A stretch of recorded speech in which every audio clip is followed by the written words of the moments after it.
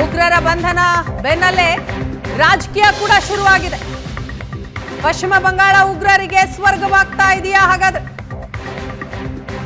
BJP ನಾಯಕ Amit Malviya tweet ಮಾಡಿದ್ದಾರೆ. ಪಶ್ಚಿಮ ಬಂಗಾಳ ಉಗ್ರರ ಅಡಗುತಾಣ ಆಗ್ತಾ ಇದೆಯಾ, ಅವರಿಗೆ ಸ್ವರ್ಗವಾಗ್ತಾ ಇದೆಯಾ?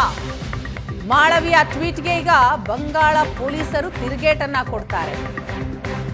ಅಮಿತ್ ಮಾಳವಿಯಾ ಉಗ್ರರ ಅರೆಸ್ಟ್ ಆಗ್ತಾ ಇದ್ದ ಹಾಗೆ ಟ್ವೀಟ್ ಅನ್ನ ಮಾಡ್ತಾರೆ. ಪಶ್ಚಿಮ ಬಂಗಾಳ ಉಗ್ರರಿಗೆ ಸ್ವರ್ಗವಾಗ್ತಾ ಇದೆಯಾ ಅನ್ನುವಂತಹ ಟ್ವೀಟ್ ಮಾಡ್ತಾರೆ. ಈಗ ಅದಕ್ಕೆ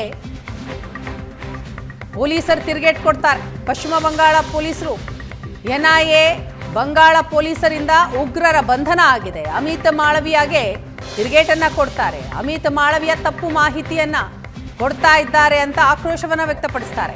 ಬಂಗಾಳವನ್ನ ಉಗ್ರರ ಸ್ವರ್ಗವನ್ನಾಗಿ ಮಾಡೋದಕ್ಕೆ ಬಿಡಲ್ಲ. ಎನ್ಐಎ ಹಾಗೂ ಬಂಗಾಳ ಪೊಲೀಸರ ಜಂಟಿ ಕಾರ್ಯಾಚರಣೆ ನಡೆದಿದ್ದರ ಫಲವಾಗಿಯೇ ಆ ಇಬ್ಬರು ಉಗ್ರರನ್ನ ಅರೆಸ್ಟ್ ಮಾಡುವಲ್ಲಿ ಸಕ್ಸಸ್ ಆಗಿದ್ದೇವೆ ಅಂತ ಪೊಲೀಸರು ಅಮಿತ್ ಮಾಳವಿಯಾಗೆ ತಿರುಗೇಟನ್ನ ಕೊಡ್ತಾರೆ. ಪಶ್ಚಿಮ ಬಂಗಾಳ ಉಗ್ರರಿಗೆ ಸ್ವರ್ಗವಾಗೋದಿಕ್ಕೆ ನಾವು ಬಿಡಲ್ಲ. ಮಾಳವಿಯಾ ಟ್ವೀಟ್ಗೆ ಬಂಗಾಳ ಪೊಲೀಸರಿಂದ ಬಂದಂತಹ ಉತ್ತರ ಇದು. ತಿರುಗೇಟನ್ನ ಕೊಡ್ತಾರೆ. ತಪ್ಪು ಮಾಹಿತಿಯನ್ನು ಅವರು ಕೊಡಬಾರ್ದು, ದಾರಿ ತಪ್ಪಿಸುವ ಕೆಲಸ ಮಾಡಬಾರ್ದು. ಬಂಗಾಳವನ್ನ ಉಗ್ರರ ಸ್ವರ್ಗವನ್ನಾಗಿ ಮಾಡೋದಿಕ್ಕೆ ನಾವು ಬಿಡಲ್ಲ. ಎನ್ಐಎ ಹಾಗೂ ಬಂಗಾಳ ಪೊಲೀಸರ ಜಂಟಿ ಕಾರ್ಯಾಚರಣೆಯಿಂದಲೇ ಇಬ್ಬರನ್ನ ಅರೆಸ್ಟ್ ಮಾಡಿದ್ದೇವೆ ಅಂತ ಹೇಳ್ತಾರೆ.